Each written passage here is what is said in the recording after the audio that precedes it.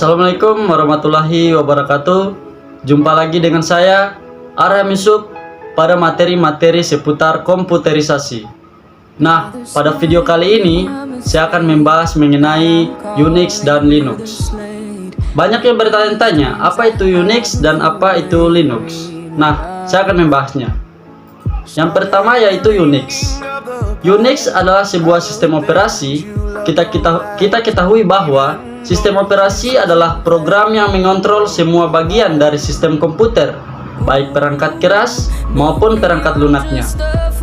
Sistem operasi ini yang mengalokasikan sumber daya komputer dan penjadwalan tugas. Hal ini memungkinkan pengguna untuk menggunakan fasilitas yang disediakan oleh sistem. Unix adalah sistem operasi multi-user, multitasking, di mana banyak user dapat mengerjakan task bersamaan secara simultan. GNU atau Linux sendiri merupakan bagian dari sistem operasi yang diadopsi dari Unix, atau bisa dikatakan derivatif yang tersedia secara bebas dan mendapat popularitas sebagai alternatif dari sistem operasi proprietary seperti Microsoft Windows. Kemudian, apa itu Linux? Linux adalah sistem operasi berbasis Unix. Mengapa berbasis Unix? Dikatakan demikian karena Linux dikembangkan berdasarkan standar yang dimiliki oleh Unix. Dengan kata lain, Linux ini merupakan turunan dari Unix. Linux merupakan sistem operasi yang bersifat multi-user dan multitasking. Artinya, lebih dari satu user dapat masuk ke Linux yang sama pada waktu yang sama dan aplikasi yang berbeda. Linux juga multitasking, artinya user dapat mengeksekusi lebih dari satu proses atau program pada waktu yang sama. Linux menggunakan sebuah lisens yang bernama GNU General Public License. GNU atau GPL merupakan singkatan dari General Public License, memungkinkan suatu aplikasi termasuk sistem operasi secara bebas digunakan dan disebarluaskan, di mana pengguna atau penerima software berhak menerima kode asal atau source code dari aplikasi tersebut beserta semua hak yang diizinkan oleh penulis asli. Kemudian kita beralih pada topik yang kedua, yaitu sejarah Linux.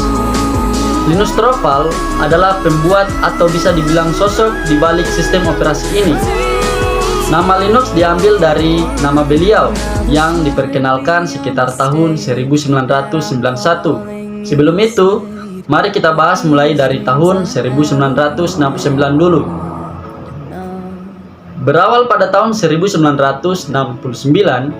para peneliti dari AT dan TS Bell Laboratories mulai mengimplementasikan sistem operasi Unix.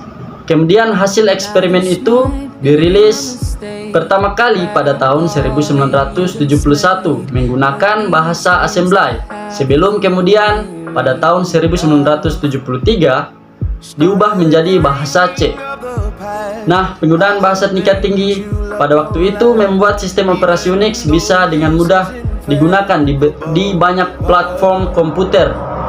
Lalu Unix terus melambung dengan pesat dengan diberikannya lisensi gratis oleh AT dan TS Bell Laboratories. Akan tetapi, pada tahun 1984, Unix dijual sebagai produk berbayar karena AT dan T memutuskan untuk memisahkan diri dari Bell Lab. Dimulai pada tahun 1990, program untuk sistem operasi Unix telah berhasil diperbanyak dan mulai dilengkapi, meski elemen seperti kernel masih belum terlengkapi. Karena itulah Linus Torvalds mulai tertarik dengan OS. Jika saja waktu itu sudah ada kernel GNU, tentu dia tidak akan memulai proses pembuatannya. Nah, pada tahun 1991, inti sejarah Linux dimulai. Jadi, Linus sebagai mahasiswa Universitas Helsinki pada waktu itu mulai penasaran dengan sistem operasi. Tapi ia frustasi karena lisensi Minix waktu itu cuma bisa diakses untuk kepentingan pendidikan. Karena itulah ia membuat kernel sendiri, yaitu Linux. Ia pun mengembangkan Linux di Minix sampai matang. Kemudian Linux mengganti lisensi Minix jadi GNU GPL. Kemudian pengembangan terus dilakukan oleh para profesional hingga terjadi integrasi antara Linux kernel dan komponen GNU. Kolaborasi tersebut menghasilkan sistem operasi gratis yang dapat melakukan fungsinya dengan utuh. Dulunya Linus Torvalds ingin memberi nama kernelnya dengan nama Freak, gabungan dari Free dan Freak dan Unix. Bahkan di awal pekerjaannya, ia sudah memberi nama Freak di beberapa file. Pada waktu itu, ia pun sempat mempertimbangkan nama Linux, tapi ia hiraukan karena dianggap mementingkan kepentingan pribadi. Nah, baru pada masa pengembangan, file hasil pembuatan diunggah pada FTP server. Kemudian salah seorang kawannya di FTP server menilai bahwa nama Freak kurang menarik.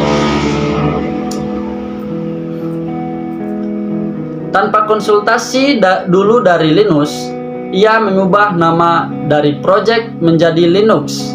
Pada akhirnya, Linus tetap menyetujui penggantian nama tersebut, dan sejak saat itulah nama Linux dipakai hingga saat ini dan melengkapi sejarah Linux sampai sekarang. Kemudian kita beralih pada topik selanjutnya, yaitu berbagai versi Linux. Berbagai versi Linux diantaranya yaitu yang pertama yaitu Debian Linux. Jenis Debian Linux ini bisa digunakan untuk komputer server maupun admin. Debian Linux merupakan sistem operasi cross-platform sehingga mampu digunakan di hampir semua perangkat. Perlu kamu ketahui bahwa jenis Linux yang satu ini free software, hasil pengembangan berbagai sukarelawan programmer di seluruh dunia. Tak hanya sekedar stabil, keunggulan lain memiliki pemeliharaan berbasis program APT yang canggih, dan juga hanya membutuhkan reboot pada saat waktu-waktu tertentu seperti penggantian kernel, gangguan listrik, maupun penggantian hardware. Kemudian yang kedua yaitu Red Hat Linux. Red Hat Linux menggunakan sistem RPM, Patchcake Manager. Keunggulannya adalah kemudahan dalam proses instalasi. Jenis ini memang didesain agar mudah diinstal oleh para user atau penggunanya. Kelebihan lain dari Red Hat Linux adalah kamu sebagai pengguna atau user bisa mengubah alamat IP menjadi domain pada web. Domain tersebut nantinya dapat digunakan sebagai virtual host yang memudahkan kamu untuk mengingatnya jika dibandingkan dengan nomor IP address. Kemudian yang ketiga ada CentOS Linux. CentOS Linux adalah kependekan dari Community Enterprise Operation System yang pertama kali dirilis pada tahun 2004. Kamu juga perlu tahu bahwa jenis CentOS adalah salah satu OS paling populer dan terbesar di kalangan pengguna Linux. Kamu dapat menggunakannya secara gratis serta sangat cocok digunakan oleh programmer pemula. Keunggulan yang dimilikinya adalah sangat kompatibel dengan Red Hat dan R-Hel. Jadi driver R-Hel juga bisa menggunakannya pada CentOS dan OS yang didukung resmi oleh cPanel. Kemudian yang keempat yaitu Ubuntu Linux. Ubuntu merupakan OS dari jenis Debian Linux yang hingga saat ini masih tren digunakan oleh para developer. Jenis Linux yang ini akan melakukan update atau pembaruan secara rutin, yaitu setiap 6 bulan sekali. Beberapa aspek yang diperbarui dengan Ubuntu Linux adalah sistem, keamanan, dan bug. Keunggulan yang dimilikinya yaitu bisa digunakan secara gratis dan bersifat open source, dan juga tidak membutuhkan spesifikasi perangkat tinggi untuk instalasi dan pengoperasiannya. Kamu pun juga mampu memodifikasi dan mendistribusikan sesuai kebutuhan pengguna. Nah, kemudian yang kelima yaitu Slackware Linux. Jenis OS yang paling lama namun masih digunakan dan dikelola hingga saat ini adalah Slackware. Beberapa keunggulan dari jenis ini adalah stabilitas dan kemudahan desain. Kemudian yang keenam, SUSE Linux. SUSE Linux merupakan OS yang terkenal user-friendly dan stabil. User-friendly maksudnya adalah memiliki tampilan desain yang mudah dalam pengaturannya. Kemudian keunggulan lain, jenis SUSE Linux ini dapat digunakan dalam bahasa Indonesia. Tentu dengan pilihan bahasa tersebut, kamu menjadi lebih mudah saat mengoperasikannya dan juga mempunyai software yang lengkap. Kemudian yang ketujuh yaitu Linux Mint. Linux Mint pada dasarnya menggunakan basis OS Debian dan juga Ubuntu.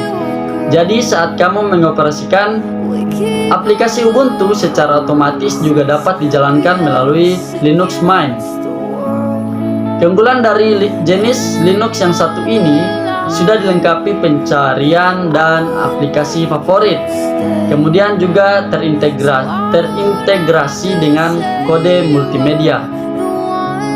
Saat menggunakannya, kamu juga akan mendapatkan tampilan desktop yang sederhana, mudah dipelajari, serta dapat dijalankan dengan USB flash drive. Kemudian yang kedelapan yaitu Fedora Linux. Fedora Linux adalah OS yang memiliki basis RPM dan Yum. Keunggulan yang dimilikinya yaitu ada banyak fitur, tampilan desktop yang menarik, serta digunakan hampir semua pengguna Linux. Kemudian yang kesembilan yaitu Caldera Linux. Caldera adalah Linux yang pertama menggunakan auto detect hardware. Sistem tersebut seperti plug dan play pada Mac. Keunggulan yang dimiliki jenis ini yaitu bisa digunakan sebagai alat administrasi sistem berbasis GUI atau disebut juga Caldera Open Administration System atau bisa disingkat COAS. Kemudian juga umumnya penggunaan Caldera Linux lebih berfokus ke kebutuhan corporate serta lebih disediakan widget untuk konfigurasi dan pemasangan. Kemudian kita beralih pada topik yang terakhir yaitu struktur sistem operasi Linux. Struktur sistem operasi Linux itu terdiri dari 4 komponen utama, yaitu yang pertama yaitu kernel. Kernel yaitu suatu perangkat lunak yang menjadi bagian utama dari sebuah sistem operasi. Di sini kernel menyediakan semua fungsi untuk menjalankan proses, juga menyediakan layanan sistem untuk memberikan pengaturan dan proteksi akses ke sumber daya perangkat keras termasuk memori virtual. Nah, kemudian yang kedua yaitu ada sistem library. Sistem library yaitu kumpulan fungsi standar di mana aplikasi dapat berinteraksi dengan inti dari sebuah sistem operasi yaitu kernel.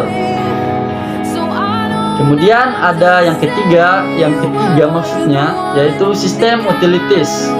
Sistem utilities yakni program yang bertugas mengatur dan memanage secara individual termasuk semua program yang diperlukan untuk menginisialisasi sistem. Kemudian yang keempat yaitu yang terakhir yaitu program aplikasi. Program aplikasi yaitu program-program yang dibuat oleh pemakai untuk memenuhi kebutuhannya sendiri. Mungkin hanya itu materi yang saya bisa jelaskan pada video kali ini. Semoga bermanfaat dan jangan lupa like, share, dan komen serta subscribe. Bunyikan lonceng notifikasi agar kalian tidak ketinggalan video-video seputar komputerisasi selanjutnya. Salam dan sampai jumpa.